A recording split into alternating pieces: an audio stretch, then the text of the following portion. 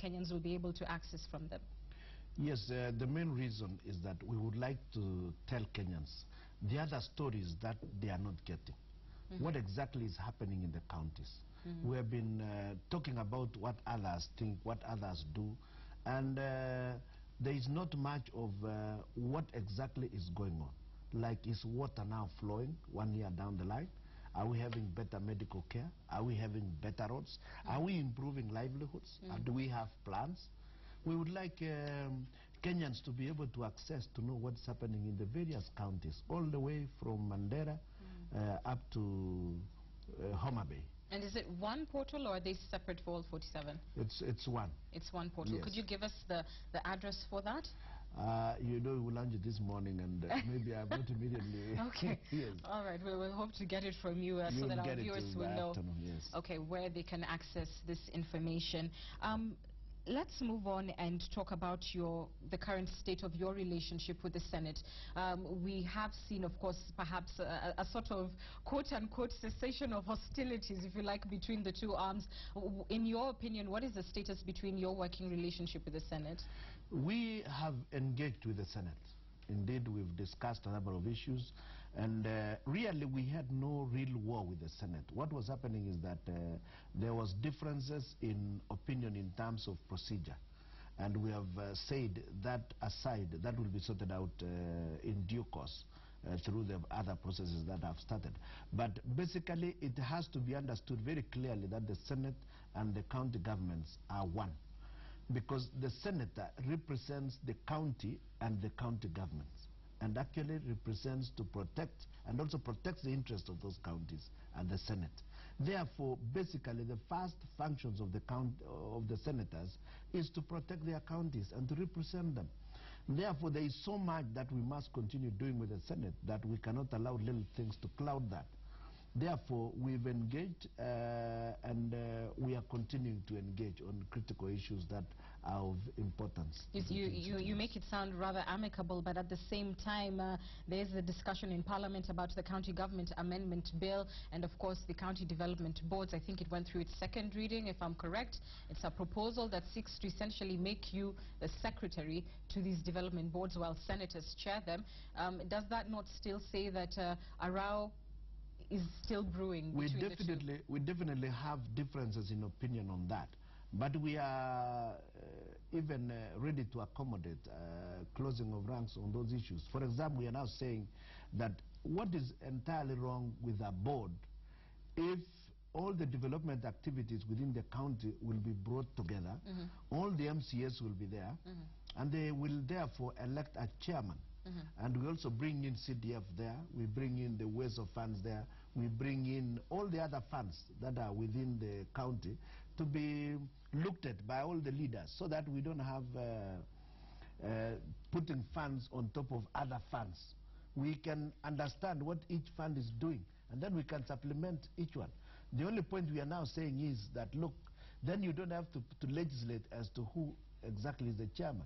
If all the leaders within the county meet, in one county it could be the senator, in the next county it could be the deputy governor, in another place it could be a member of parliament, in another place it could be an MCA, in another place it could be the speaker of the county assembly, in another place it could be even the governor. Right. Let there be discussion and agreement amongst the leaders as to who then will chair it, because this is a democratic country. And I want to go slowly with you so that I'm sure that my audience is following along as well as me. Right. So first, you're saying that you have no problem with the creation of a county development board. Provided. Yes, we're getting there. Provided that, number one, you're saying that all other funds should be considered at that development board's level. Yes. So the Uwezo Fund. Yes. The Youth Enterprise Development Fund? Yes. And which other fund do you believe should be there? CDF as well? CDF. Yeah, and all other funds that could be within the county. So all government funds that are development-based then should run under the auspices of the County Development Board, and you're saying that its chairmanship should be what, an elected It should be position. elected. And it should include all the elected leaders. You cannot discriminate the members of the county assemblies. They are also leaders in their own right. Let them all come in there, and let them then elect their leaders. Is this a proposal that you have concretized in terms of drafting perhaps your own possible set of legislation that we you're are pushing currently for? creating a consensus amongst ourselves, because that is Ourselves being governors? Governors, yes. All We right. are creating a consensus because, as you are already aware, we really didn't think, and there is still that school of thought that a county development board is actually unconstitutional in its current apparent formatting. And you seem to be, there seems to be that understanding also amongst the members of parliament, because you see, you cannot mix the two levels of government. You cannot mix executive and legislature, and the constitution tends to outlaw that. It actually outlaws it.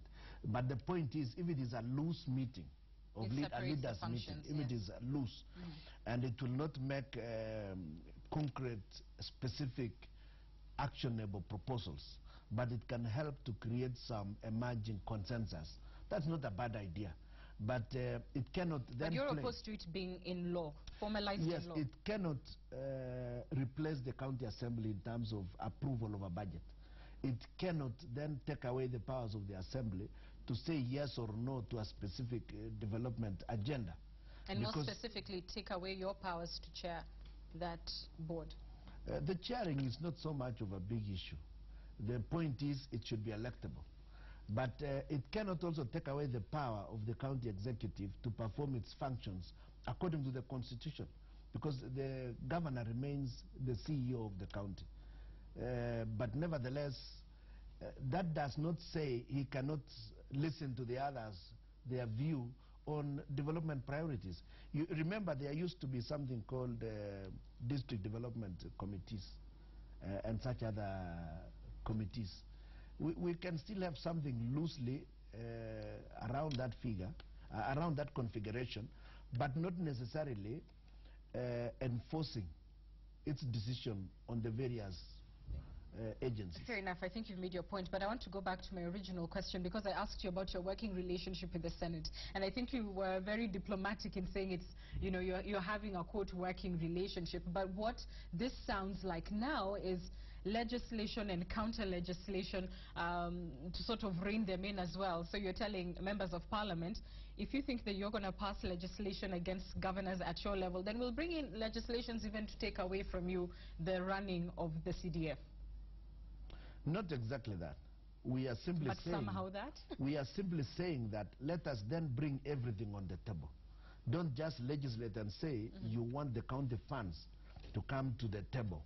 But you should be saying we want all the development funds to be brought on the table. And we all look at them. And let there be no discrimination as to who attends the meetings. We want the members of the county assemblies to attend those meetings as well. We are also saying do not legislate that you are the chairman. Let us all meet then and agree as to who can be the chairman, and therefore who will take the minutes. But this is not something that you formally put before them, so I suppose they're finding out via this broadcast. Let's advance our conversation. Now, it's been 1 year since the Jubilee government was elected, and around about 1 year, give or take a couple of months since governors formally took office. Have you been able to fully own all functions of county government?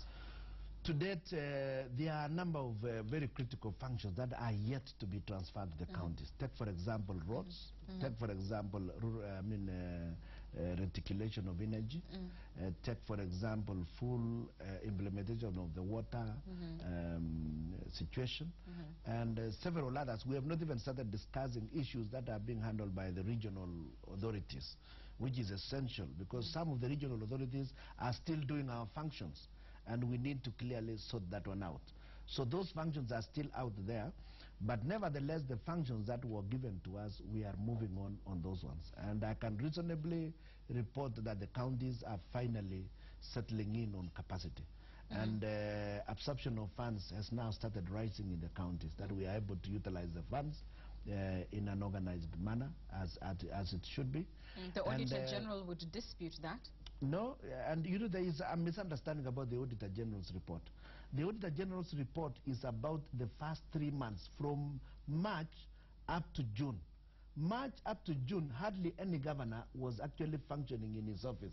In fact, what is not even out in the domain, in the public domain, is that It is the governors who requested the Auditor General to come and look at the systems and what happened within the first 3 months.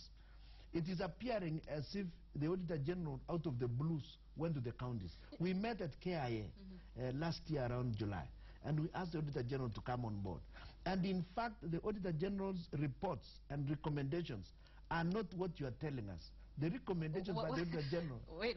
What do you claim that we're telling you? And in fact, this is very interesting because I think about 2 weeks back on The Big Question, one of our shows here, that actually, and you were on the program, I think I'm right in saying.